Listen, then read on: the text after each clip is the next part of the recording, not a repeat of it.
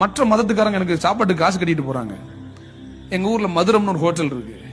இந்த டிசம்பர் மாசம் ஏதோ ஒரு பெரிய பிரச்சனையில நான் போயிட்டு இருக்கேன். நான் போய் காரை நிறுத்திட்டு உள்ள போய் சாப்பிட்டுட்டு இருக்கேன். அந்த ஒரு பெரிய ஒரு பஸ் சாமியோ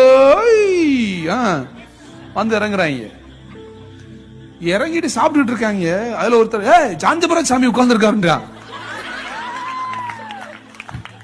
அந்த குரூப்ல எனக்கு ஒரு மாதிரி குதுகுதுன்னு இருந்துச்சு. வந்தாங்க பக்கத்துல வந்துட்டு, சாமி இவ்வளவு நேரம் பஸ்ல உங்க பாட்டு தான் ஓடிச்சுன்றியா? சரி